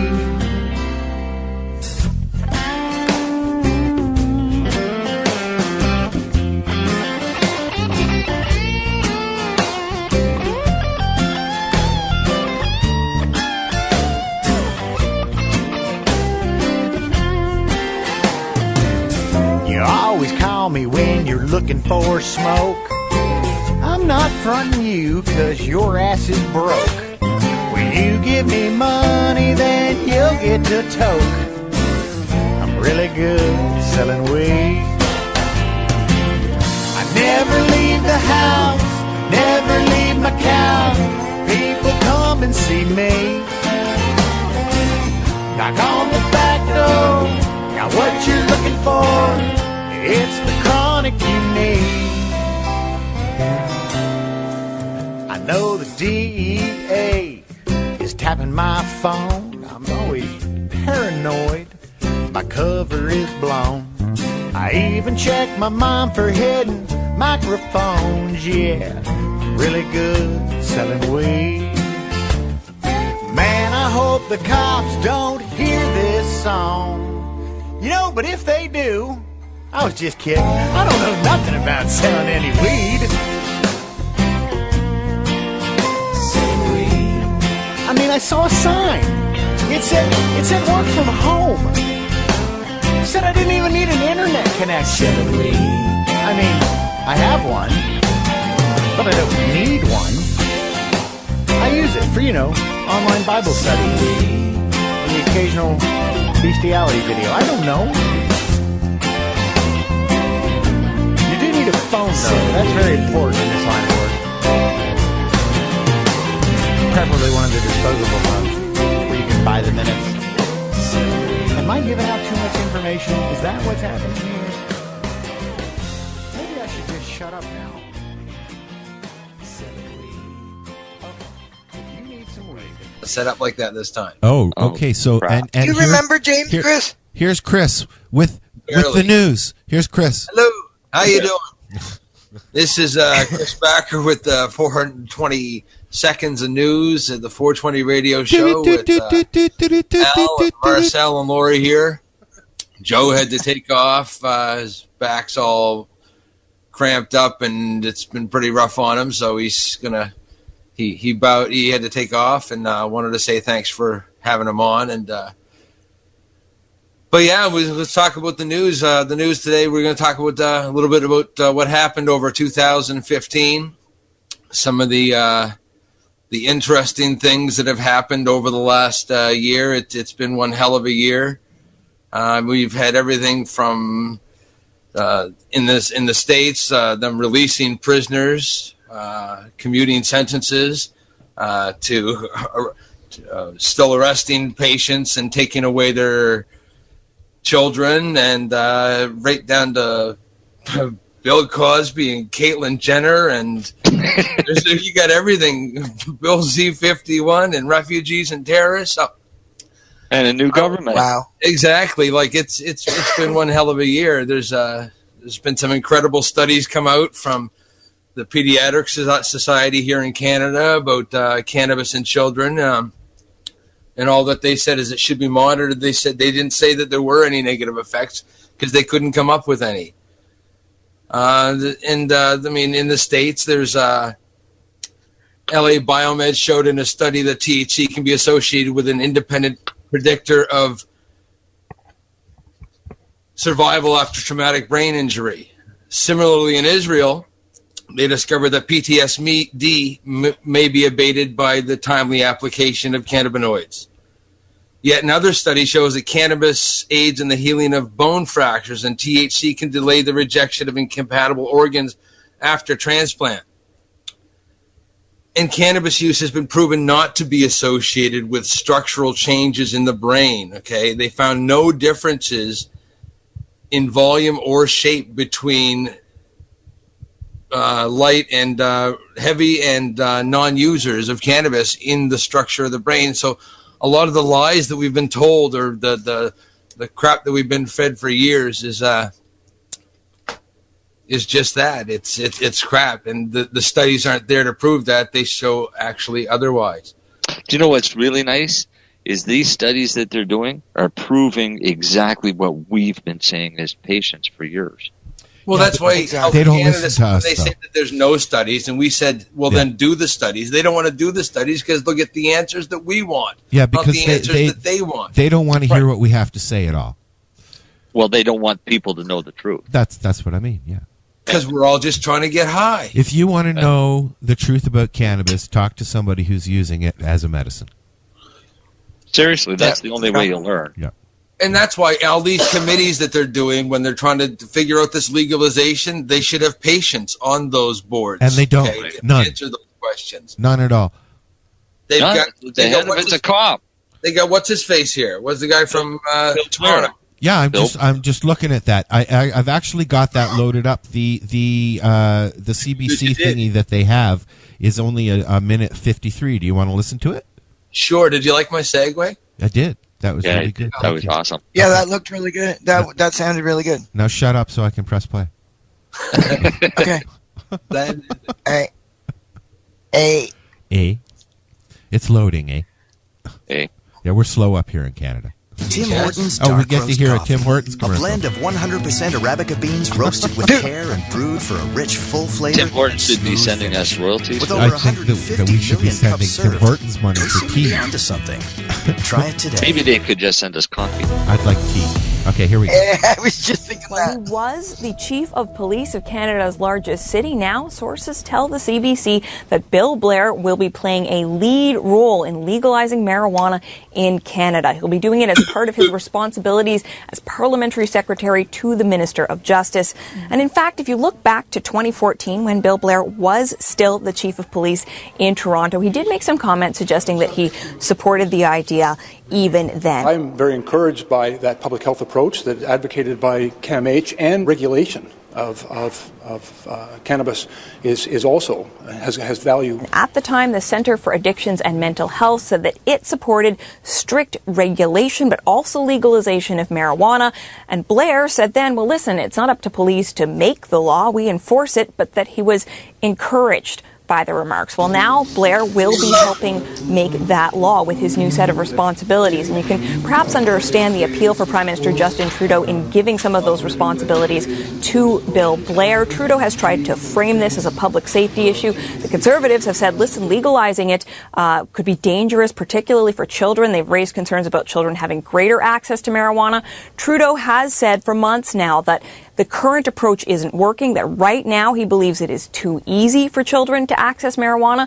And he's also said that all the profits right now are going to gangs and organized crime. So by putting a former chief of police as the face of this issue, it will perhaps help him to make that argument. There certainly are a lot of things that need to be worked out first. However, everything from where marijuana will be sold to how it will be taxed. The Liberals have committed to a task force with the provinces and territories, and they say they will certainly be consulting with public health officials. Catherine Cullen, CBC News, Ottawa. Right. Thank you, Catherine. There you go. So, and clearly, where it's coming from isn't one of the issues. Well, I thought that. Dear God, won't somebody think of the children? Now we've got a half an hour we can talk about it. What's that? I said now we have a half an hour we can talk about it. Sure. I mean, it's crazy. I mean, the kids being able to get it, they can get. It's a good thing that there's prohibition to stop people from getting illegal substances like crack, and like they can get whatever they want. It doesn't matter what it is. But it's not even the prohibition stuff. It's the legal stuff that they can also get, because kids can still get cigarettes, which is illegal, but they can still get them, and they get alcohol. Yep.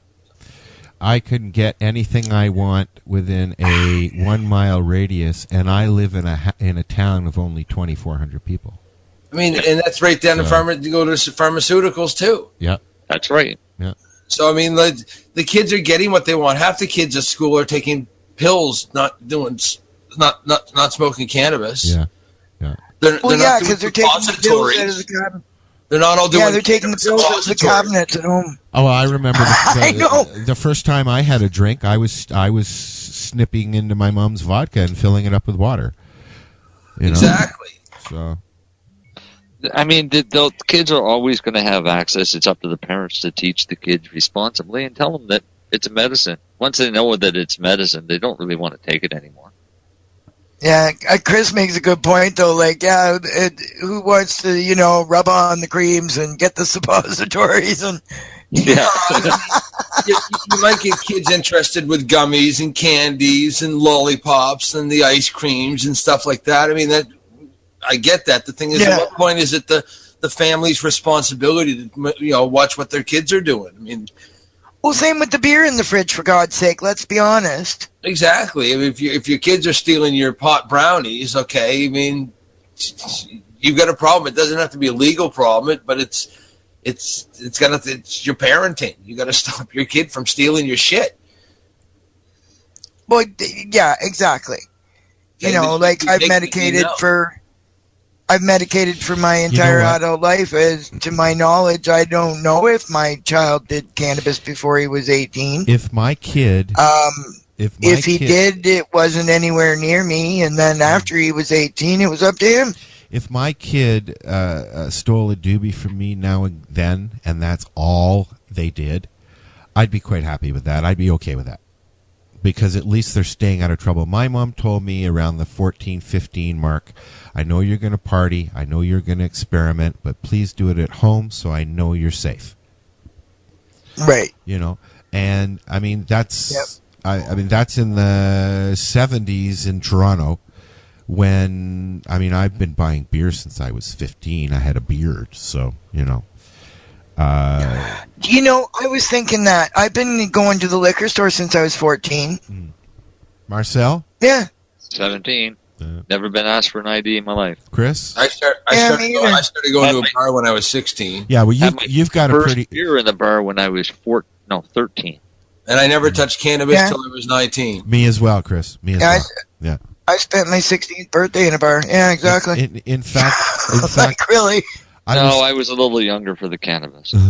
I was selling it before I started smoking it. $1 a joint. That's actually good, smart business. Yeah, it was. It paid for my beer. It paid for my beer all through high school. Never be your own customer. And now we can have it in any form because of Owen Smith and the Smith trial. Now you get cannabis in pretty much any form. We're finally allowed to have it now. Thank God for Health that. Canada put their own little twist on it. Yeah. By only adding the fresh and the cannabis, the THC 3% infused oil. those restrictions only apply to the licensed producers. Exactly. So, but for us, we're back into being able to have edibles and creams and salves and stuff again. And, that's, thanks to Owen Smith and Kirk Tucson and all the work that they've done. And, they're successful, their win, with the 7 judges in the Supreme Court. I'd like to get when Kurt is available. I'd like to get him on the show. We've never had him on. Yeah, that'd be good. He's a hard man to track down, though. He's always busy. I'm sure. Well, we could always try and find somebody that's going to be related to the Allard decision. Maybe get somebody one of them on. And sure. Maybe, how about get Mr. Allard on? I don't know. I mean, we were supposed to have a decision on that by the end of the fall, weren't we? Yeah, and I saw some. Was there news? I haven't been online much. I saw a whole bunch of stuff online about Allard or something about it this week. They want more money. Well, they're trying to get another $500,000 or something. They're realizing they don't have enough money if there's an appeal. They don't have enough money now, so they don't have enough money to pay for the trial now. And realistically, if Allard wins, do you really think the government would appeal now? Yes, I do, because it's our money. They don't care. It doesn't cost them a thing. Of course they're going to. I don't think they would. I think they I really don't. I think they will. It's costing us either way. Yeah. They always do. But regardless, that's the next thing is to find out the decision here to the Allard, and do you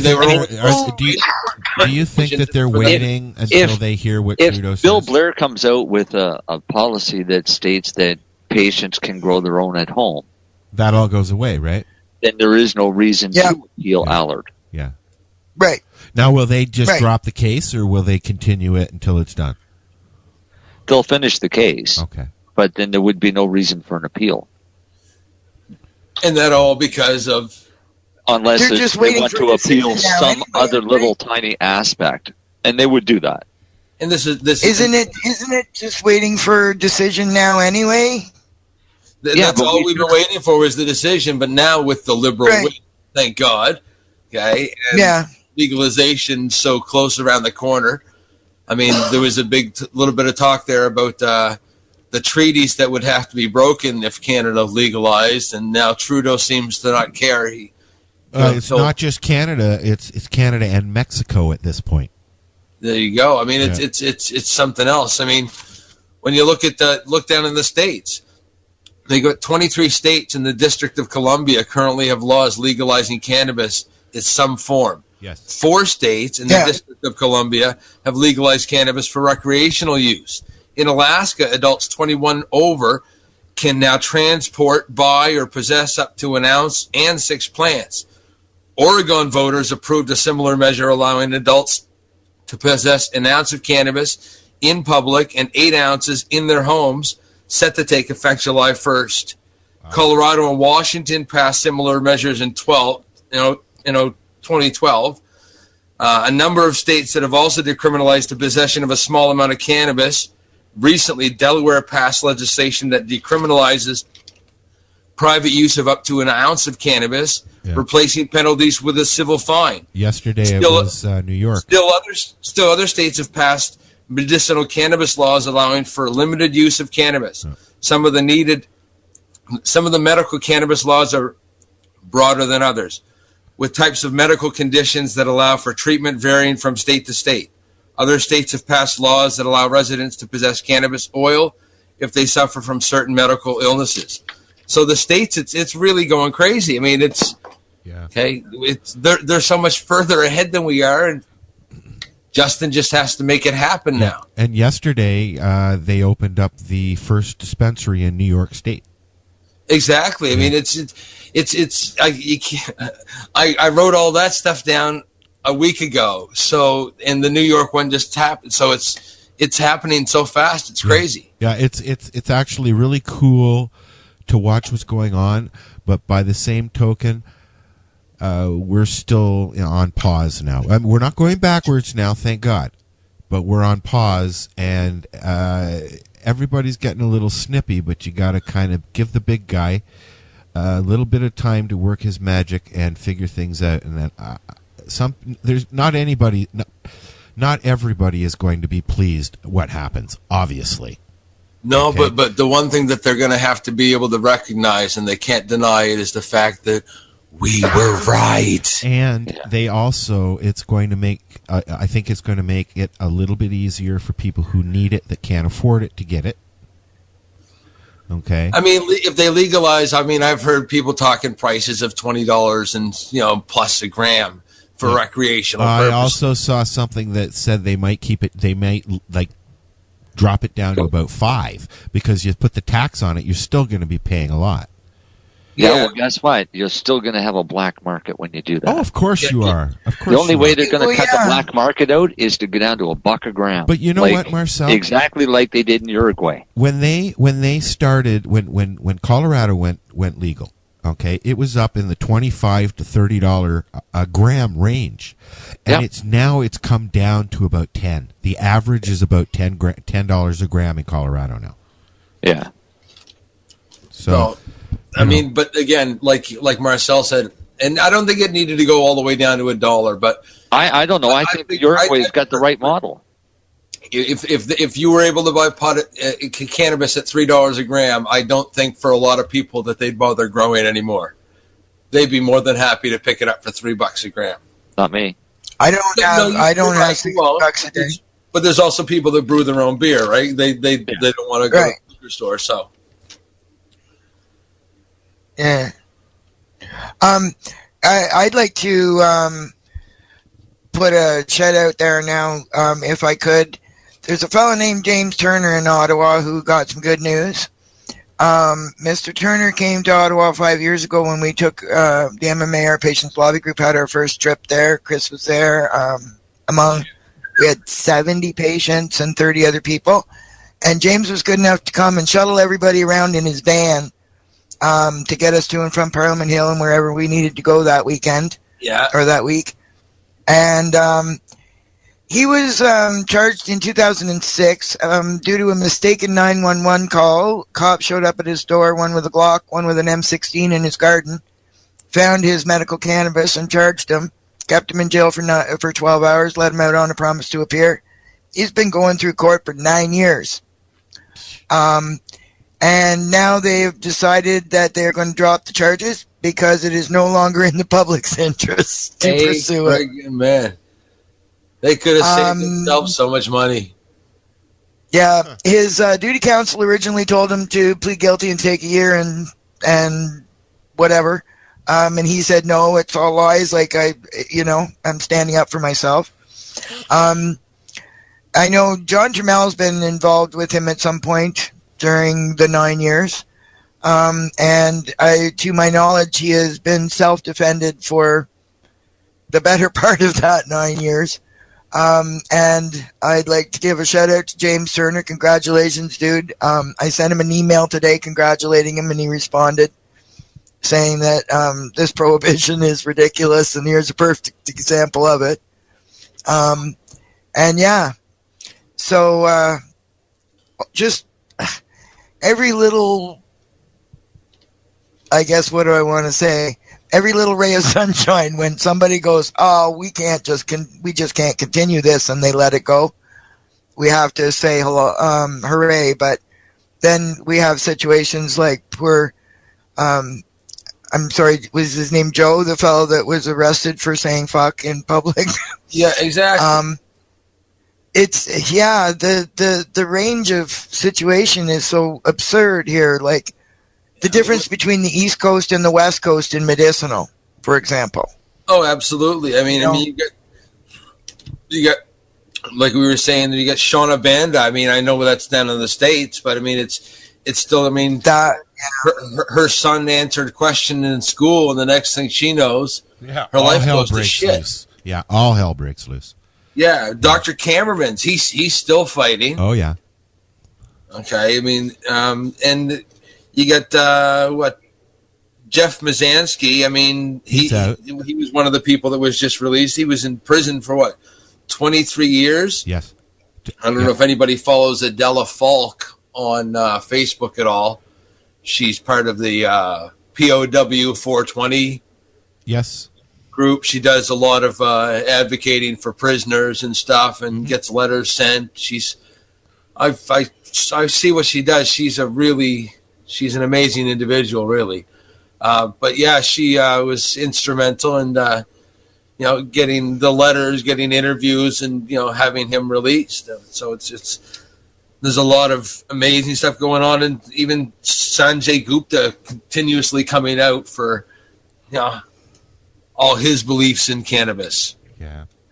Yeah. There are a lot Dr. of... Cameron's, I believe there's sorry, I just wanted to say before I forget, I believe there's a court date for Dr. Cameron's this month, and not in court like criminal court, but I believe it's the Canadian or the College of Physicians and Surgeons of Ontario, possibly. Yeah, they're talking about pulling his license. Yeah. So there's something going on this month. I believe it's this month. I believe that is a review with regard board. To Dr. Cameron's. I believe that's a review board. My dad actually was on the review board a long, long time ago, and I believe it's a panel of doctors who sit down and listen to what's going on, and they make a decision on whether or not he can practice. I believe that's what's going on. Yeah. So yeah, there is something happening on that front this month. I know. Well, I hope he gets the support he needs for that, because it's a bum rap. He helped a lot of people get what they needed. Yeah. Oh, geez. The situation is just so absurd. It renders me speechless. I don't know what to say. I end up stammering. Yeah. And you know what? Go ahead, Chris. Finish No. up. It does. It's pretty crazy. The stuff that gets me stammering is all this stuff that's going on with the war and the refugees and terrorists and stuff. One of the last shows that I did here, we were sitting here talking, and there was bombing going on. There was bombs going off. Yep. People were dying. It was unbelievable. It's sad. That was what I was doing for the next news article, and then we didn't have another show after that till this one here. So that was it's been an amazing end of the year. It's been incredible with Canada's involvement in the war over there, and bringing refugees over here, and people going all twisted over people covering their faces, and the Islamophobia that's running rampant through the country. And there's a lot of it's a lot of stupid in this world, isn't there? Yeah, there's a lot of stupid in this world. A good way to put it. Thank God we're all going to be able to smoke cannabis. We need to find a big island and just go there, like Hawaii. Yeah, the problem is everybody would want to come to our island. Hey, maybe Buddy there from Virgin will let us come to his island. Mr. Branson will invite us to his island. I hear he's got a huge island with a hotel and a tennis court and everything in the middle of the Caribbean or something. I'm sure he's got a couple islands. Richard Branson, that's his name. Yeah, Richard. Yeah. There's a fella over there that has an island, a Jersey island, off the coast of Britain there. Yeah. And he sells little bits of it just to be able to pay, to be able to stay there by himself. Oh, really? Yeah. I wonder what his view on cannabis is. Well, that's pretty much it for the news for what I had. The only thing I'd had left to talk about is if anybody wanted, you got a rat carrying a piece of pizza down the subway stairs, or like I said, Caitlyn Jenner. So you guys take your pick. I don't want to. I'd rather talk about the rat. I'd rather have some pizza, thank you. Yeah, me too. Now, on that note, I want to talk about what we're doing next week. Next week, we're going to have Al Graham from the Pace Radio Show on the show.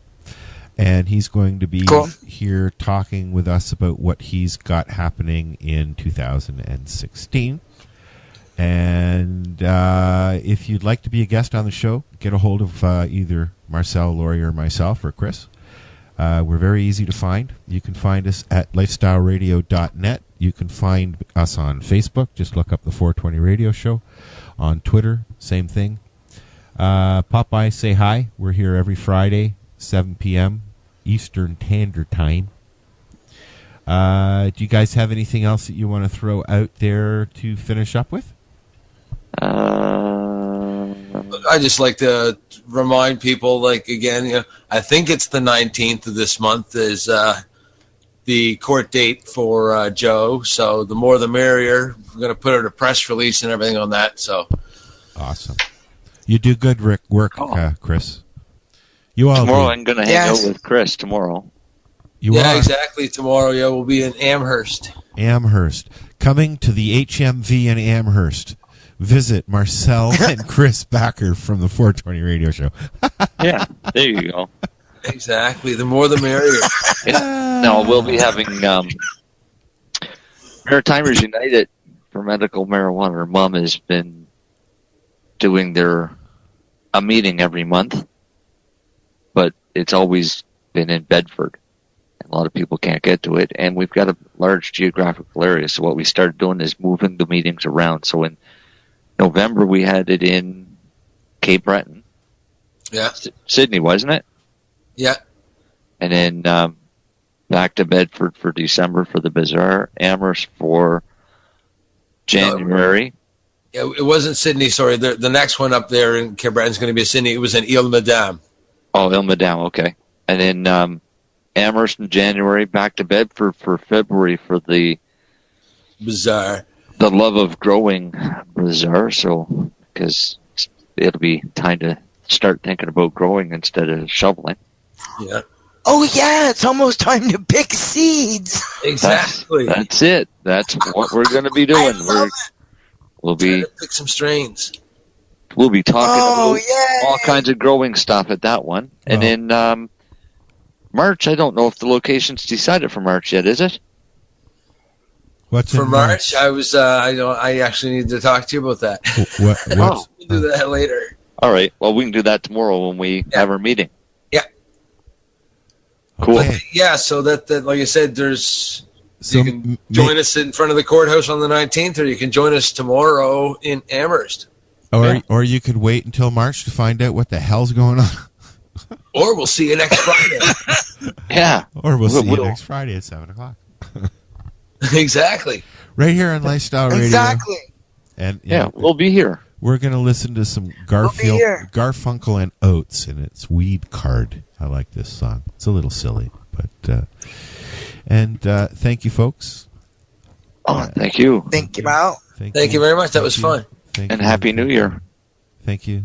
Happy New Year, all. Thank you. Happy New Year. We'll catch you next week. We'll catch you. Thank you. Sure. And sorry. All right, we're out of here, eh? All right, eh? Okay. Take off, eh? Yeah, take off. Slice. To the great way north.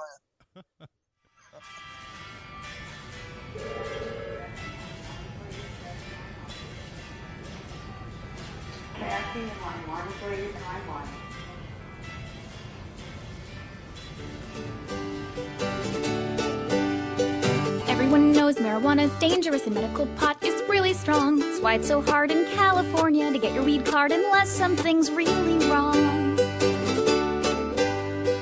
Gonna pay a visit to my doctor. It's a long shot, but I gotta try. He hands me a list of all the ailments I can have to qualify. Can't believe what I am reading. This is just what I've been needing. A government supply to get legally high. Weed card, it's what I need. Hardly ever okay, always. But it's not an addiction, 'cause my doctor gave me a prescription. You can get your card for having headaches, bad dreams, or anxiety. Propensity for drugs or alcohol, anorexia or obesity. Too fat, too thin, either way you win. Carpal tunnel syndrome, color blindness, stuttering, tooth decay, fatigue, depression, motion sickness, impotence, or TMJ. You can smoke to quit cigarettes for asthma or your motherfucking Tourette's. It's a dream come true, there's nothing pot can't do. Weed card, it's what I need. Hardly ever okay, always. But it's not an addiction, 'cause my doctor gave me a prescription. Break it down now. Got back pain, need Mary Jane, can't handle this, need cannabis. Got a stomach ache, got a wake and take, have an injury, need THC. Get Chalked up for your hyperhidrosis, which is sweaty palms in case you need a diagnosis. It's not a crime, it's 420 time. Weak heart, it's what I need. Hardly ever okay, always. But it's not an addiction, cause my doctor gave me a prescription.